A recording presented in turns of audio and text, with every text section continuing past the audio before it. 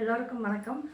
இன்றைக்கி நாம் இந்த வீடியோவில் மார்னிங் பிரேக்ஃபாஸ்ட்டுக்கு ஏற்ற மாதிரி ஒரு டிஃபனை செய்ய போகிறோம். அது என்னென்னா காரப்பொங்கல். அது எப்படி செய்கிறதுன்னு பார்க்கலாம் வாங்க. இப்போ நம்ம காரப்பொங்கல் செய்கிறதுக்கு ஒரு டம்ளர் பச்சரிசி, அதே டம்ளரில் ஒரு டம்ளர் பாசிப்பருப்பு அளந்து எடுத்திருக்கேன். இதை ரெண்டையும் நம்ம நல்லா மிக்ஸ் பண்ணி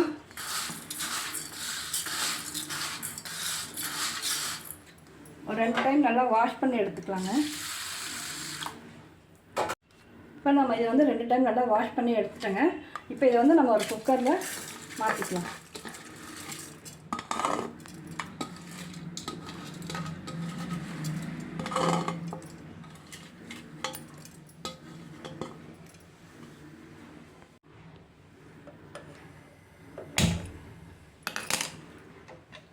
இப்போ நம்ம இதை ஒரு ஸ்பூன் நெய் விட்டு ஒரு 2 நிமிஷம் வறுத்தா போதும். அதிகம் வறுக்க வேண்டியது.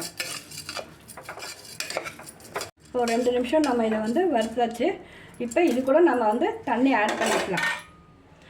நான் இப்போ 1 டம்ளர் பாசிப்பருப்பு 1 டம்ளர் பச்சரிசி எடுத்ததுக்கு 6 டம்ளர் தண்ணி வைக்கிறேங்க. நல்லா குழைய 3 to 4 விசில் விட்டு நல்லா குழைய வேக வச்சு எடுத்துக்கலாம்.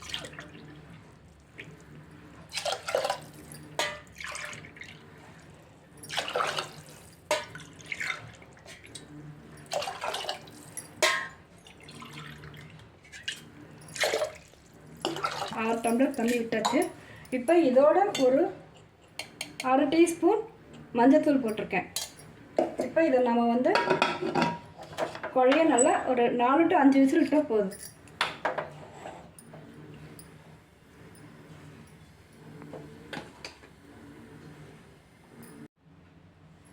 பாருங்க, இப்போ குக்கர் நல்லா விசில் விட்டு அடங்கிடுச்சு.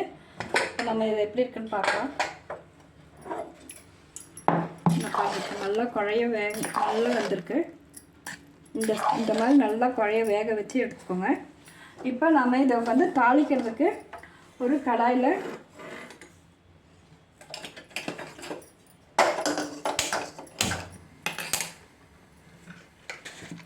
நெய் 2-3 டேபிள் ஸ்பூன் விடுறேங்க.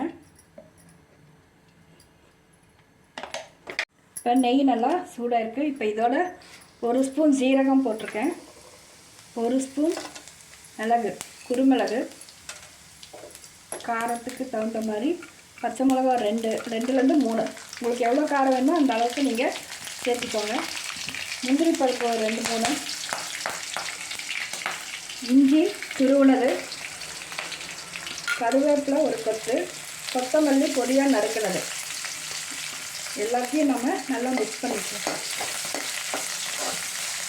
வெங்காயத்தூள் நல்லா நம்ம ஒரு 2 நிமிஷம் நல்லா வச்சாச்சு. இப்போ இதை நம்ம இதோட ஆட் பண்ணிக்கலாம்.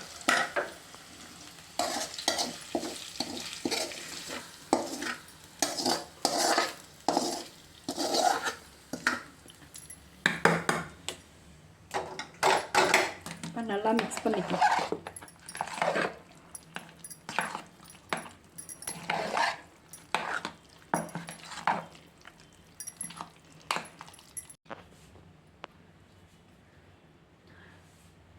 இப்போ இந்த ஸ்டேஜில் நம்ம கடைசியாக உப்பு தேவையான அளவு உப்பு சேர்த்து மிக்ஸ் பண்ணிக்கலாம். கடைசியாக டேஸ்ட்டுக்கு மேலே ஒரு 2 ஸ்பூன் நெய் விட்டு கலக்கிட்டோம்னா காரப்பொங்கல் ரெடி ஆகிடுச்சுங்க. இப்போ இதுக்கு நம்ம சைட் டிஷ்ஷுங்கிறது தேவையில்லை. ஆனால் இதுலேயே நம்ம எல்லாமே காரம் எல்லாமே போட்டுக்கிறதுனால சைட் டிஷ் தேவையில்லை. அப்படியே கூட சாப்பிட்டுக்கலாம். தேவைப்பட்டால் தேங்காய் சட்னியை வச்சு சாப்பிட்லாம். இப்போ காரப்பொங்கல் ரெடி ஆகிடுச்சுங்க. இதை நம்ம இப்போ சர்வ் பண்ணிக்கலாம்.